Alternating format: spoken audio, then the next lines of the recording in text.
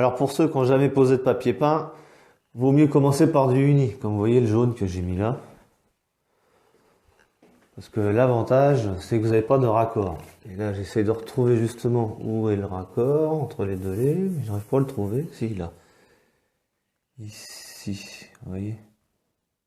Là, pas facile à voir, hein. Voilà, ça c'est l'avantage du uni. C'est beaucoup plus simple. Autrement, après, vous avez ce à raccord. À raccord, voilà.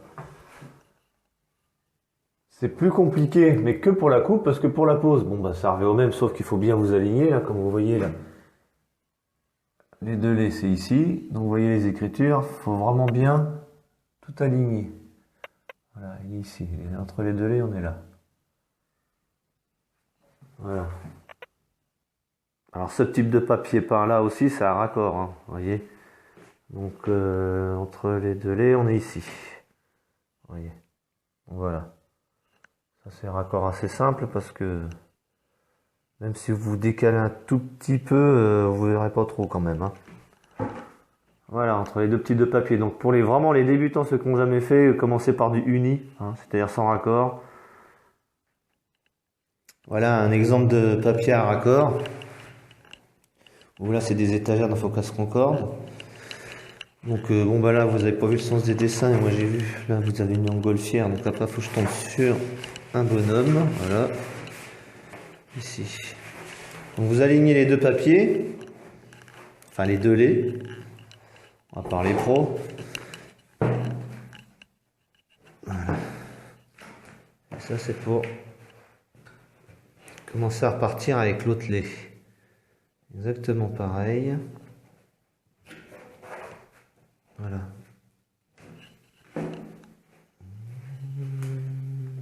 Donc j'ai juste une marque au cutter, voilà, pour me rappeler où je suis.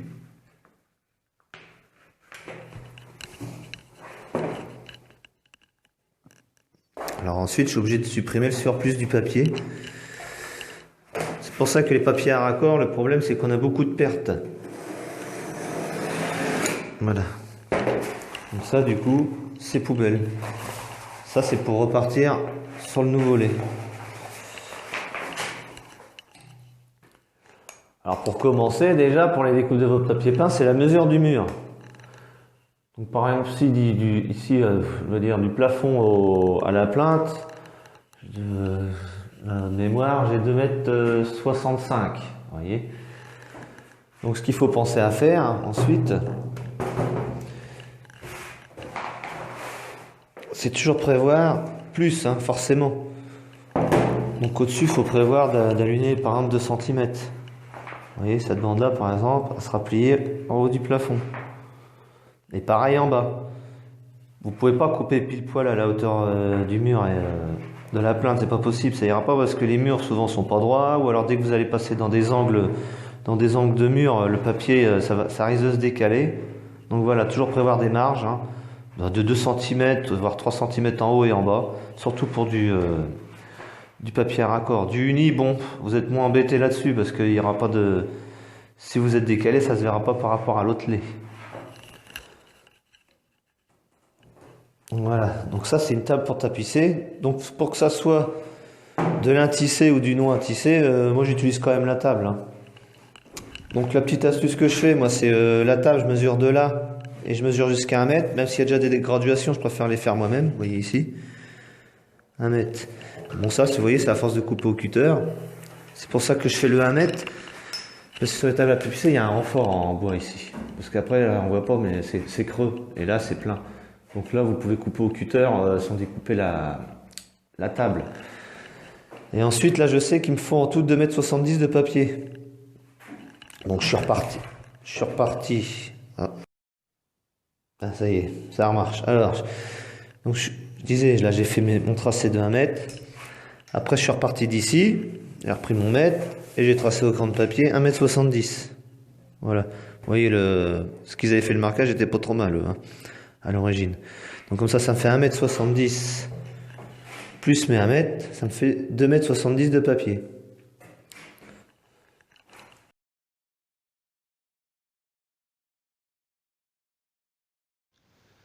Alors, je vous avais fait une belle vidéo sur l'encollage du papier. Attendez, je remets ça propre. Mais le problème, c'est que la vidéo a détruit au montage. C'est dommage qu'elle était bien, j'avais encollé le papier au mur et tout. Mais bon, j'en fais une en speed là pour vous montrer comment coller le papier sur la table. Alors, avant d'encoller du papier, si vous avez des chutes comme ça de papier peint, vous les mettez aux extrémités.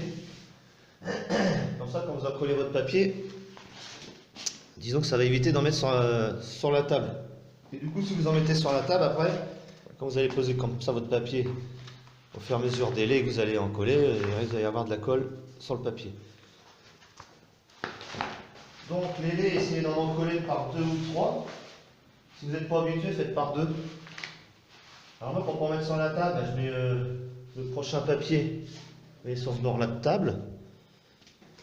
Et après, je chevauche les papiers les uns sur les autres. C'est-à-dire... Attends, j'ai que des chutes. Hein. Hop. Vous voyez, j'ai 3 en fait. Vous voyez, comme ça, quand je vais en coller celui-là, si ça déborde, ça va déborder sur le prochain papier que je vais en coller. Donc ça évite d'en mettre sur la table. Et ainsi de suite, hein, si vous voulez faire 3 laits en même temps. Vous chevauchez, comme ça. Voilà. Donc voilà, rien de compliqué. Pour en coller un papier, ça sera toujours... Bon là, je le fais au feutre, hein, mais surtout faites-le pas sur votre papier peint, parce qu'après, de l'autre côté, ça traverse. Hein. Ne jamais rien écrire sur un papier peint au feutre. Quand vous en collez, vous partez du centre du papier, comme ça, vers le haut, vers le bas, et sur les côtés. Toujours dans cet ordre-là. Je vous montre un exemple vite fait avec un bout de colle qui me reste. Ça vient. Voilà. Vous voyez, vous êtes comme ça. Et comme je disais, d'avoir le fait d'avoir du papier aux extrémités, comme ça je peux déborder avec ma brosse, c'est pas grave. Comme le prochain papier, je vais lui en coller de toute façon. Bon, ça déborde un peu, parce que là c'est des petits morceaux, c'est chiant en fait.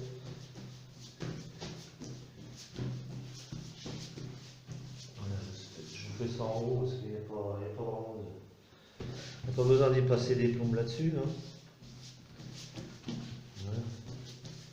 Une fois que vous avez encollé votre papier peint bien partout, hein, regardez qu'il n'y a pas d'endroit sec, hein, ça c'est important. Parce qu'après vous allez galérer à la peau, ça va se décoller sur les bords et tout. Bon. Une fois que vous avez encollé votre papier peint, bon là évidemment il ne fait pas 2,50 m de long, c'est un exemple. Hein. Donc vous essayez de le rabattre sur le centre, comme ça. Voilà, en laissant le moins de jour possible. Hop, pardon. Voilà, il y a vraiment des petits bouts. Après, vous le prenez comme ça. Et vous posez ça sur un tréteau. Ou, voilà. Donc, il faut les laisser reposer 10 minutes, hein, max. Une fois que votre papier a tiré 10 minutes, vous le prenez. Là, c'est juste un exemple, hein, je ne le fais pas. Mais... Donc quand vous êtes prêt à coller sur le mur, vous montez sur votre escabeau, vous prenez le haut du papier, bon ben là je suis à l'envers. Pour l'exemple, on va le faire bien. Vous prenez le haut du papier, comme ça. Voilà. Et cette partie, et l'autre partie reste collée. Comme ça, quand vous êtes en face du mur, vous voyez, là je le fais. Hop, il va se détendre. Attendez, est-ce qu'on voit l'autre partie? Voilà, et l'autre partie du papier reste collée. Voilà. Comme ça, vous pouvez monter à l'escabeau. Monter à l'escabeau. Attendez, hop. Vous pouvez monter à l'escabeau et commencer à coller cette partie du papier en haut du mur. Ensuite, une fois que vous avez collé ce papier-là en haut du mur, le reste du papier en dessous, qui est ici, une fois que vous êtes contre le mur, vous faites ça. Et vous allez le dérouler le long du mur pour coller. Voilà. Donc c'est pour ça que le 1 tissé, c'est quand même beaucoup plus pratique. Vous allez voir.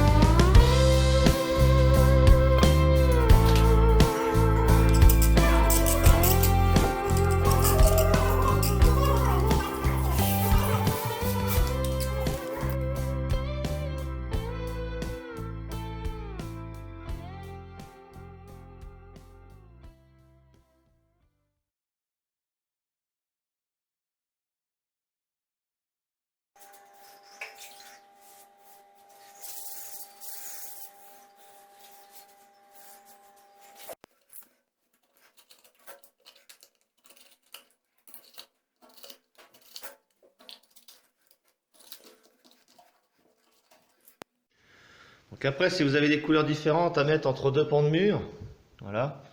Là, par exemple, c'est une espèce de blanc cassé gris. Hein. Donc là, quand vous arrivez à l'angle, quand vous avez posé celui-là, vous débordez. Alors, on ne le voit pas parce qu'il y a un papier peint collé au-dessus, mais là, j'ai débordé de 5 mm. Je l'ai fait déborder comme ça de 5 mm, je l'ai coupé. Et ensuite, j'ai recollé l'autre papier peint d'une autre couleur par-dessus. Là, on voit bien. J'ai assez de lumière à peu près, mais vous voyez bien, on voit rien. Donc là, il est collé par-dessus de 5 mm. Voilà. Comme ça, vous avez un raccord dans l'angle qui est parfait. Donc là, c'est pareil, hein, vous voyez, c'est une porte. Donc du coup, le premier lait, il est arrivé là. Et du coup, après, j'ai attaqué le deuxième lait de là. Donc il est arrivé ici.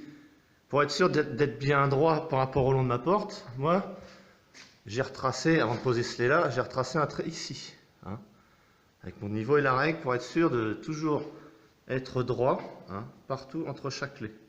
Bon, après, une fois que j'ai fait celui-là, après les autres, hein, vous voyez, je suis parti, il n'y a pas de souci, quoi. Alors pour les dessus de porte, là on voit peut-être pas, mais avec le même lait, là, vous voyez, on voit pas trop de différence, mais là en fin de compte, le papier peint, là, quand je l'ai posé à plat devant, comme ça, là je l'ai coupé, hop, attendez, mais là, je l'ai coupé au cutter comme ça, vous voyez, en biais. Donc du coup, une fois que je l'avais collé, là, j'avais deux biais comme ça, et comme ça. Donc j'ai tout encollé mes murs, j'ai attendu que ça sèche, et après j'ai recoupé des... Ah là c'était chiant parce que vous voyez c'est des papiers, hein, pas un raccord. Voilà, de toute façon on le verra pas, mais je sais pas. Oui, on voit peut-être aussi, voilà. Le trait était ici, donc vous voyez, j'ai redécoupé des morceaux de papier peint pour recoller sur les angles, et là, ici, il est ici, normalement le raccord, on voit pas. De toute façon l'objectif c'est toujours d'être invisible, voilà. Comme ça vous permet d'avoir un raccord. Quand vous avez des retours de mur enfoncés, comme ça, c'est pas toujours évident. Mais bon, voilà. Ça, c'est pour les retours de mur. Alors après, c'est possible que vous ayez des angles qui sont pas, comment dire, d'équerre, quoi. Des angles avec les arrondis compliqués, quoi. C'est-à-dire, moi, quand je suis arrivé avec ce lait-là, sur ce mur-là, j'aurais dû repartir là pour coller. Bon, il finissait par là, exemple. Le problème, j'ai tout l'angle du mur qui est pourri, hein. J'ai pas du tout d'aplomb. Donc du coup, bah, c'est là, j'ai fait comme de l'autre côté, comme si je changeais de couleur de papier peint. Je suis arrivé là, j'ai débordé, bah, je l'ai laissé déborder, mais je l'ai coupé, oui, 5 mm à centimètre, ici. Et après, j'ai recollé le nouveau lait directement au bout de l'angle pour repartir droit. Alors là, vous voyez bien, on voit pas de défaut. Si vous faites de cette méthode-là, vous n'aurez pas de souci. Bah, ça, c'est quand vous avez des angles de mur assez compliqués, hein. Bon, c'est vrai que j'ai pas beaucoup de lumière. Je peux avoir un exemple, par exemple, là aussi. Changement de couleur, j'ai peut-être plus de lumière. Voilà, là je suis arrivé avec mon lait blanc. Je suis reparti par là, de 5 mm, on va dire. Et du coup, là on voit pas si c'est du doré ou ocre, hein, que j'ai recollé par-dessus celui-là. Ça permet d'avoir des angles, des beaux angles, vraiment parfaits. Voilà. Donc ça, vous pouvez varier les couleurs d'un papier peint sans problème. Voilà. Là c'est facile, hein, quand on change de couleur par angle, du coup, ça permet d'avoir quelque chose de propre. Voilà, en espérant que toutes ces astuces pourront vous aider, hein, vous en aurez d'autres sur internet de toute façon.